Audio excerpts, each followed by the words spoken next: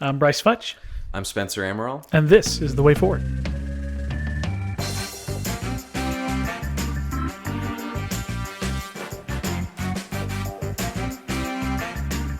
Hi, everybody. Welcome to The Way Forward with Brice Futch and Spencer Amaral. I'm going to be emceeing this session today because we decided to take some time to interview Brice about a new political action committee. So, Brice, what do we need to know? And I'm going to be asking these questions very much man on the street level.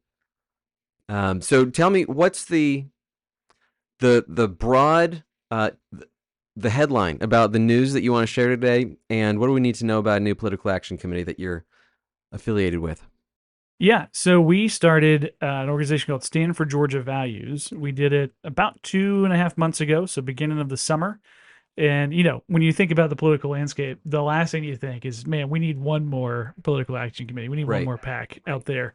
But, I think we're filling a need for North Georgia. That's where we're based. That's where we're focusing most all of our efforts. Stand for Georgia Values Action is the name of our PAC. We have a sister organization that's a Stand for Georgia Values Foundation. It's a 501c3. Both are tax exempt, but the C3 obviously is tax deductible. But Stand for Georgia Values Action exists to ensure that every vote in Georgia is an informed vote, providing clear, concise, and accurate information about the issues and candidates shaping our future. We feel like there's a real disconnect between the State House, Washington, D.C., the city hall, your board of commissioners with what normal average Americans want and need. Uh, there's a desire for clarity that I think an organization like us is primed to step in and help provide. So that's one of the reasons why we decided to sponsor this podcast. So obviously, full disclosure, you and I have been doing this podcast for a while now. And then I work as the executive director for this PAC. Uh, I'm also sitting on my front porch, so there's some car noise. But I work as the executive director for this PAC. But these are two separate entities. The Way Forward podcast is not affiliated with the PAC. It is sponsored by the PAC, which is one of the reasons why we wanted to do this little episode today to talk more about the PAC and what it is and what it's not. Well, on that note of increased clarity and more consonance between the values of ordinary Americans and the values of the political process, I think most people would resonate with what you just described as it feels to a lot of people like it's impossible to connect with the real political system. This stuff is happening in some strange place that we don't get to see and participate in that conversation. What are the values that you think end up getting embedded in the machine as it exists now that are not in alignment with the average American? That's a great question. I think a lot of this, like you said, is kind of fueled by our 24-hour news cycle, right? So it's the values that they're preaching are anxiety, they're preaching distrust, they're preaching um, impatience, they're preaching doom. Mm, There's if you watch the news, there's no hope for the world or for society or for our neighbors or for our neighborhoods or our communities. right. There's none. One Uh, wrong step and everything goes up right. in flames. Yeah. Absolutely. And it's always the other person's fault. There's no self rationaliz it's all self rationalization of it's outside of my control, it's too much, I don't know where to go, which then keeps you reliant on the system that's in place, right? It keeps you Mm, reliant on the people that are there. It keeps you coming back to the news because you're trying to understand more, because you're anxious and you want peace and you're searching for it in the wrong places, right? yeah. Whereas I think the values that we are for, we are very pro family. We think families should be supported by the context in which they exist. Businesses are overburdened with useless regulation. Public safety is not valued appropriately. One of the first things that we did as a PAC was we lobbied a board of commissioners to raise their millage rate. Now it worked out to be an average of like $35 a household, but we Mm, advocated to raise taxes, and that a lot of people would think, well, that's not really a very conservative position to take, but it was specifically to increase the fire fund to be able to pay firefighters better, to be able to provide better equipment, to provide a better service to the citizens in the community. And when you're looking at it from that perspective, that's not needless or wasteful government spending, right? That's Right. saying that a community is strengthened when the people who serve it can afford to live in it, right? Hmm. There's some very normal things here that would not have been considered 50 years ago, right? 50 years ago, it would have been a volunteer department, and it would have been made up of the people who lived in that community. And now we pay people to do it, but we don't pay them enough to live well in the community that they're in. Yeah. So things like that, I think, are really important to kind of shine a light on. Fantastic. So, what are the goals for this political action committee?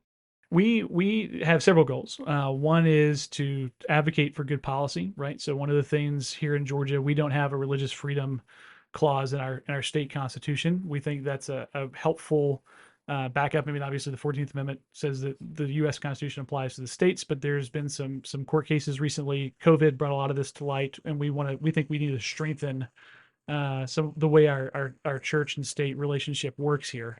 And so there's a bill that will be coming up in the next legislative session in the state house. We'll be supporting that bill. We'll be talking a lot about it. We'll be running some advertisements in favor of it. We'll support the people that support it. So we'll be doing meaningful policy work like that. We'll also be finding candidates that we believe match our values: pro family, pro business, pro public safety.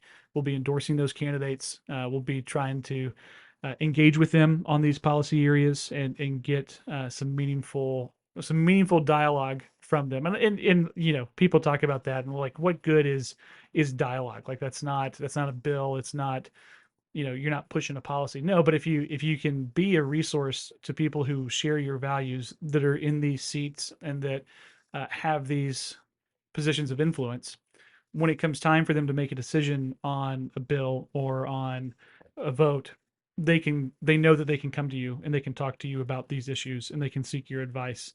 And so you build relationships just like anything else you do in life. So those are kind of our primary areas: is having some meaningful input on some legislation, and then also to support these candidates.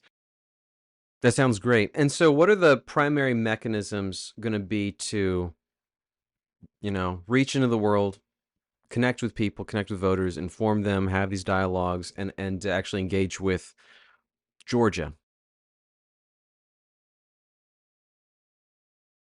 I Yeah. think a lot of this is needs to be conversation based. Right. So that's part of the reason why we wanted to sponsor this podcast, is because the, our original goal in starting this podcast and keeping it going was to take bigger policy ideas, break them down, talk about how they apply at a local level, Hmm. and really chart a path on the way forward. Right, figure out how to discern well through these things and be able to speak to them well.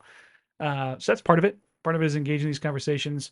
We also will be hosting some smaller get-togethers and events and things like that with different local elected officials, where we'll be asking questions just like this of them and giving them an opportunity to talk about these ideas outside of a Hmm. 15-second spot on some local media, or a 45-second talking point in a campaign pitch.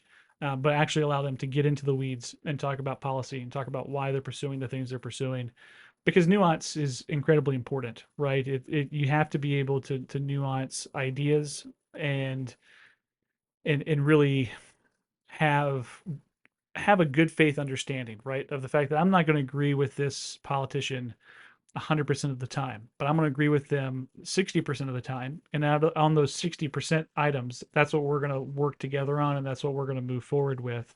And that's how we're going to get things done. And we're going to start making some 5 and 10 yard gains, as opposed to continuing to hope that, you know, we throw a Hail Mary every time there's an election and we get enough people that agree with us a high enough Right. percentage of the time, and then we can just do whatever we want.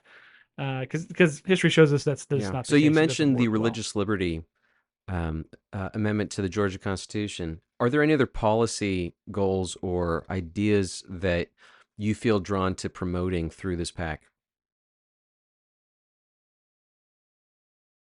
That's a great question. So I think there's a couple pieces. One of them would be some on the public safety side, specifically again with firefighters, having some state help to do things like cancer screenings. Right, on cancer within the fire department is Mm. generally at a much higher rate than your average person. There have not been consequential studies done to show that these are all job related facts and job related diagnoses or diagnoses. However, anecdotally, anybody with common sense can look and say, okay, out of this fire department of 450 people, like 17 of them have some form of cancer right now, and then the more of them will have Mm-hmm. it within the next 10, Yeah. 15, 20 years. There's a common denominator here. They all work here. And so that's a that can be burdensome on a community, on a small town, a small city, because that's the thing. We don't just advocate for the areas in which we live. We advocate for any of the communities in North Georgia that would be wanting to pursue these policies. So, a small town that's wanting to say, "Hey, look, we value our first responders.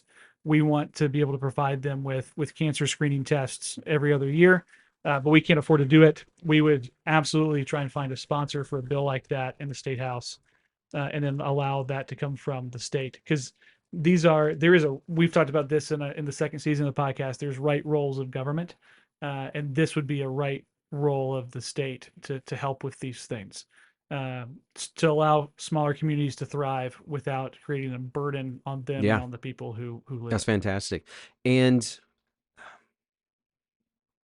how do you see this political action committee helping you to accomplish like your core gut level desires to impact your community, Georgia, the country for the better? How does this further your work and your aspirations on that level? That's a great question. So I think for me, the PAC is a great answer because I used to do a lot of political work. I was on the Huckabee campaign in 2016. I managed a congressional race after he withdrew. And so I have a background in it. I've always had an interest in it. I've always been decent at it. And, as a firefighter paramedic, I get to Mm, serve in a very tangential, hands on way. But being able to work with this pack allows me to broaden that service to our community and to our area of Georgia specifically. So for me, I see it as kind of a natural next step. It's just an extension of that service. Nobody's right. getting rich off this pack. No, nothing like that. We're just trying to put as much as we can into the work and trying to support as many great candidates as we can. Sounds awesome. Well, thanks for doing everything that you are doing, both on the job, um, with the fire department, serving your community, loving your neighbors, and everything you're doing through the pack and through this podcast, seeking actively after the welfare of your community and in this country that we're blessed to be members of. Yeah, absolutely. Last thing I'd say is I'd encourage people to go find us online. We're on Facebook, Stand for Georgia Values Action. We're on Twitter. Our website is gavalues.org. You can find us there, and we'd love to stay in touch. You can sign up for the newsletter. You can give if you feel led. And yeah, we look forward to working with you in the future.